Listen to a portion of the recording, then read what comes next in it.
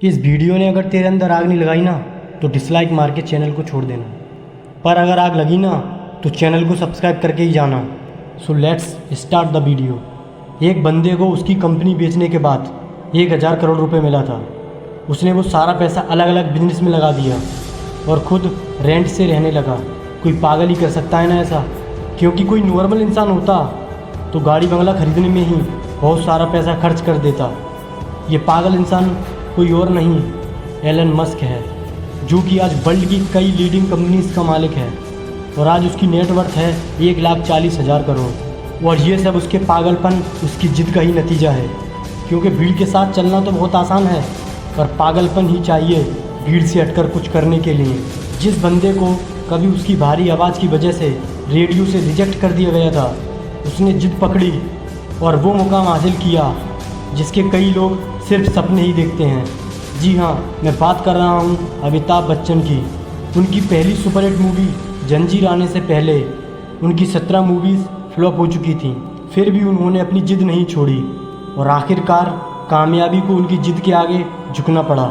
विराट कोहली का भी एक ऐसा ही किस्सा है, जो कि क्रिकेट के लिए उसका पागलपन उसकी जिद को बयां करता है। 2006 की बात है, विराट कर्नाटका में रणजी खेल रहे थे और पहले दिन 40 रन बनाकर वो नॉट आउट रहे। शाम को उनके घर से खबर आई कि उनके पापा की डेथ हो गई है।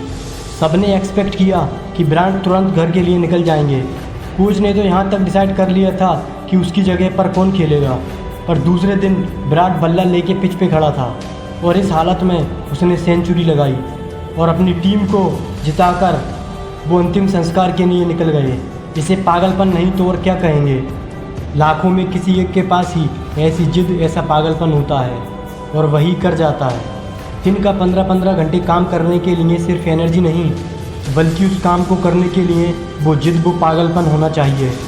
क्योंकि ऐसे जिद्दी, ऐसे पागल लोग परसेंटेज में नहीं, नंबर्स में होते हैं। ऐसी ही जिद और पागलपन से भरी हुई कहानी है दशरथ माझी की, जो कि अपनी वाइफ को टाइम पे हॉस्पिटल ना पहुंचा पाए, क्योंकि उनके गांव और हॉस्पिटल के बीच एक बहुत बड़ा पहाड़ था और उसी वजह से उनकी पत्नी की डेथ हो गई। बंदे को गुस्सा आ गया और इसी गुस्से को उसने अपनी जिद में बदल दिया और इस बंदे ने केवल छेनी हथौड़े से 22 सालों में पहाड़ तोड़ दिया। ये पागलपन नहीं तो और क्या है। ऐसी जिद तब पैदा होती है जब दिल टूटता है। कुछ लोग तो इसमें बिखर जाते हैं, पर जो इस दर्द, इस गुस्से को जिद में बदल देता है, उस बंदे को रोकना नामुमकिन है। वो पागलपन ही है जब लोग ट्रिप्स प्लान कर रहे होते हैं और कोई बंदा अपना अंपायर खड़ा करने के लिए प्लान्स बना रहा होता है। जब सब नौकरी ढूंढने के चक्कर में होते हैं, तब कोई पागल नौकरी देने की सोचता है और ऐसे ही पागल आगे जाके बिल गेट्स, स्टीव जॉब्स बनते हैं। ये पागल सक्सेस के लिए हमेशा भूखे रहते हैं, ये कभी सेटिस्फाई नहीं होते।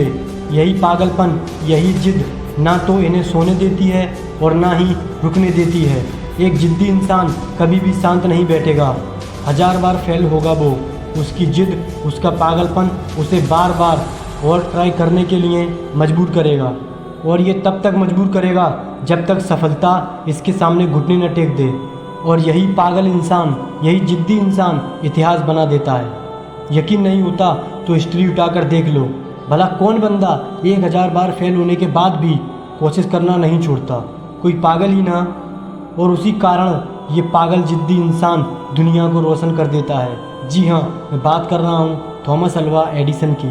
65 साल का एक बंदा जिसे ऑलरेडी 1000 बार रिजेक्ट कर दिया गया था, फिर भी उसने अपनी जिद नहीं छोड़ी और KFC खड़ी कर दी। जिस बंदे को अंग्रेजों ने होटल में नहीं आने दिया, उस बंदे ने जिद पकड़ी और ताज होटल बना दिया।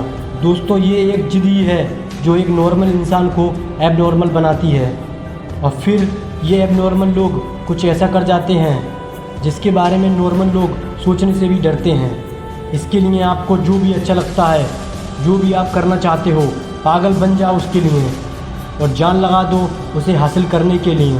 क्योंकि जब तक ये जिद, ये पागलपन आपके अंदर नहीं आएगा, तब तक आप नॉर्मल ही रहोगे। और अगर नॉर्मल रह के ही मरना है तो ऐसे ही जियो। अब नॉर्मल बनना है तो जिद्दी और पागल बनना पड़ेगा। वीडियो अच्छा लगा हो तो लाइक करना, शेयर करना और हमसे जुड़ने के लिए चैनल को सब्सक्राइब करना।